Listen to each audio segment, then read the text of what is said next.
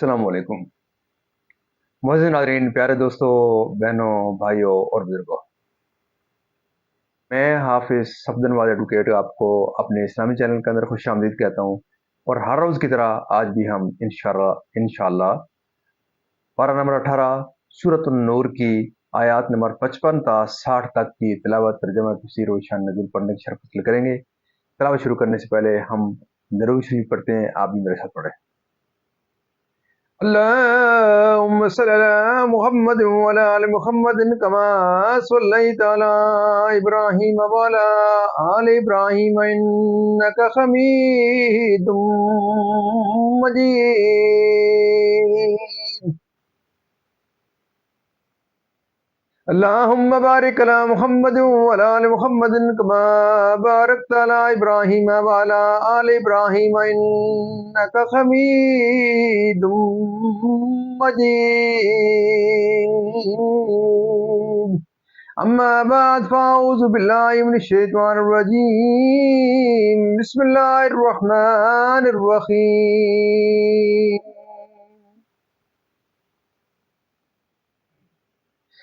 वअदल्लाहुल्लज़ीना आमनू मिनकुम वअमिलुस्सालिहाति लयस्तखलिफन्नहुम fill अर्दि कमस्तखलफल्लज़ीना मिन क़ब्लिहिम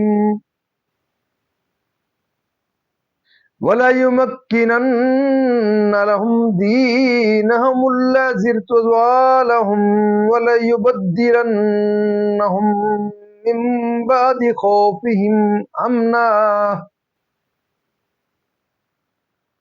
याबुदूननी ला युशरिकून बिही शैअन वमन कफर बअद ज़ालिका फउलाइका हुमुल फासिकून।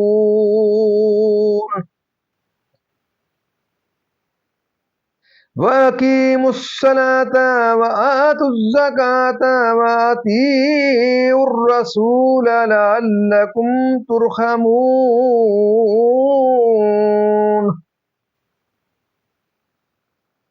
ला तहसबन्नल्लज़ीन कफ़रू मुअजिज़ीन फ़िल अर्दि वमअवाहुमुन्नार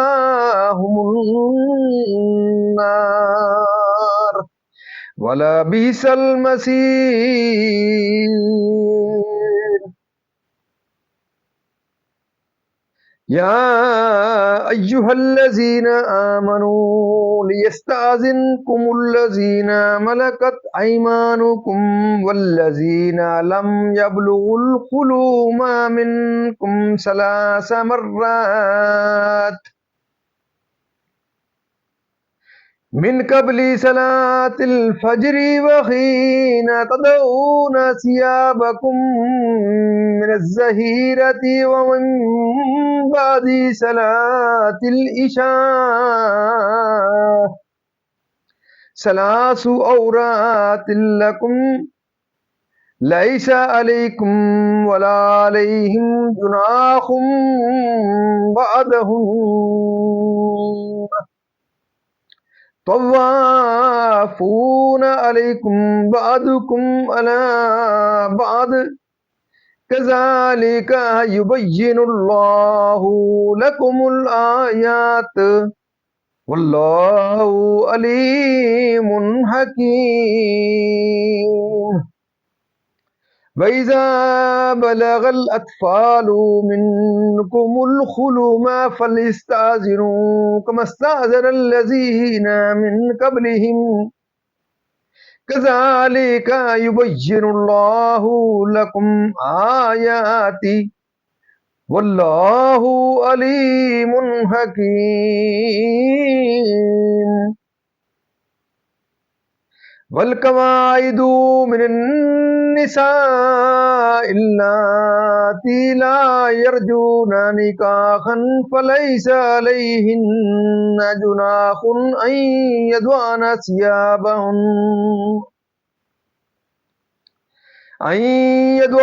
सियाबहुन्ना गैर मुतबर्रिजातिन बिज़ीनह وَإِن يَسْتَعْفِفْنَا خَيْرٌ لَهُنَّ وَاللَّهُ سَمِيعٌ عَلِيمٌ۔ صدق اللہ العظیم۔ ترجمہ: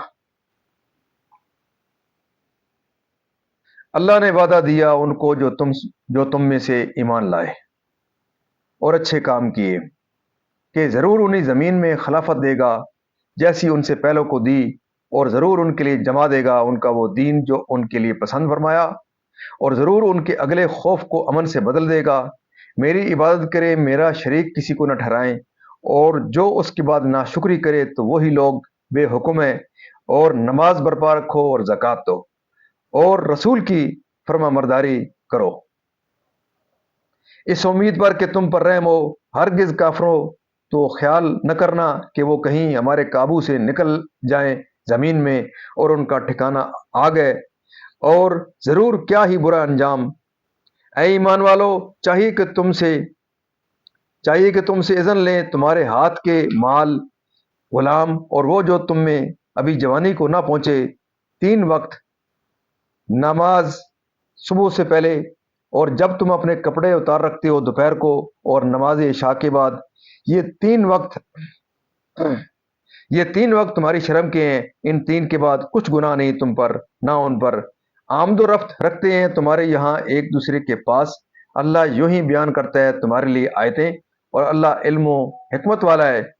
اور جب تم میں لڑکے جوانی کو پہنچ جائیں تو وہ بھی اذن مانگیں جیسے ان کے اگلوں نے اذن مانگا۔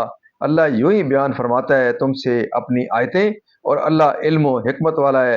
اور بوڑھی خانہ نشین عورتیں جنہیں نکاح کی آرزو نہیں، ان پر کچھ گناہ نہیں کہ اپنے بالائی کپڑے اتار رکھیں جبکہ سنگار نہ چمکائیں، اور اس سے بھی بچنا ان کے لیے اور بہتر ہے، اور اللہ سنتا جانتا ہے۔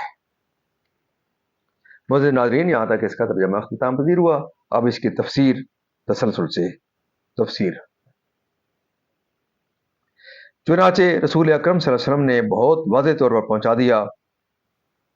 شان نزول: سید عالم صلی اللہ علیہ وسلم نے وحی نازل ہونے سے 13 سال تک مکہ مکرمہ میں مع اصحاب کے قیام فرمایا، اور کفار کی ایذاؤں پر جو شب و روز ہوتی رہتی تھی صبر کیا۔ پھر بحکم الہی مدینہ طیبہ کو ہجرت فرمائی، اور انصار کے منازل کو اپنی سکونت سے سرفراز کیا، مگر قریش اس پر بھی باز نہ آئے۔ روزمرہ ان کی طرف سے جنگ کے اعلان ہوتے اور طرح طرح کی دھمکیاں دی جاتی۔ اصحاب رسول صلی اللہ علیہ وسلم ہر وقت خطرے میں رہتے اور ہتھیار ساتھ رکھتے۔ ایک روز ایک صحابی نے فرمایا، کبھی ایسا بھی زمانہ آئے گا کہ ہمیں امن میسر ہو اور ہتھیاروں کے بار سے ہم سبکدوش ہوں۔ اس پر یہ آیت نازل ہوئی، اور بجائے کفر کے تمہاری فرما روائی ہوگی۔ حدیث شریف میں ہے کہ سید عالم صلی اللہ علیہ وسلم نے فرمایا کہ جس چیز پر شب و روز گزرے ہیں ان سب پر دین اسلام داخل ہوگا۔ حضرت داؤد و سلیمان وغیرہ انبیاء علیہ السلام کو، اور جیسی کہ جبابرہ مصر و شام کو ہلاک کر کے بنی اسرائیل کو خلافت دی اور ان ممالک پر ان کو مسلط کیا، یعنی دین اسلام کو تمام ادیان پر غالب فرمائے گا۔ چنانچہ یہ وعدہ پورا ہوا اور سرزمین عرب سے کفار مٹا دیے گئے، مسلمانوں کا تسلط شروع ہوا۔ مشرق و مغرب کے ممالک اللہ تعالیٰ نے ان کے لیے فتح فرمائے، اکاسرہ کے ممالک و خزائن ان کے قبضے میں آئے، دنیا پر ان کا رعب چھا گیا۔ فائدہ: اس آیت میں حضرت ابوبکر صدیق رضی اللہ تعالیٰ عنہ اور آپ کے بعد ہونے والے خلفائے راشدین کی خلافت کی دلیل ہے، کیونکہ ان کے زمانے میں فتوحات عظیمہ ہوئے اور کسریٰ وغیرہ ملوک کے خزائن مسلمانوں کے قبضے میں آئے، اور امن و تمکین اور دین کا غلبہ حاصل ہوا۔ ترمذی و ابو داؤد کی حدیث میں ہے کہ سید عالم صلی اللہ علیہ وسلم نے فرمایا، خلافت میرے بعد 30 سال ہے، پھر ملک ہوگا۔ اس کی تفصیل یہ ہے کہ حضرت ابوبکر صدیق رضی اللہ تعالیٰ عنہ کی خلافت 2 برس 3 ماہ، اور حضرت عمر رضی اللہ تعالیٰ عنہ کی خلافت 10 سال 6 ماہ، اور حضرت عثمان غنی رضی اللہ تعالیٰ عنہ کی خلافت 12 سال، اور حضرت علی المرتضیٰ رضی اللہ تعالیٰ عنہ کی خلافت 4 سال 9 ماہ، اور حضرت امام حسن رضی اللہ تعالیٰ عنہ کی خلافت 6 ماہ ہوئی۔ اور باندیاں: شان نزول: حضرت ابن عباس رضی اللہ تعالیٰ عنہما سے مروی ہے کہ نبی کریم صلی اللہ علیہ وسلم نے ایک انصاری غلام مدلج بن عمرو کو دوپہر کے وقت حضرت عمر رضی اللہ تعالیٰ عنہ کے بلانے کے لیے بھیجا۔ وہ غلام ویسے ہی حضرت عمر رضی اللہ تعالیٰ عنہ کے مکان میں چلا گیا، جبکہ حضرت عمر رضی اللہ تعالیٰ عنہ بے تکلف اپنے دولت سرائے میں تشریف رکھتے تھے۔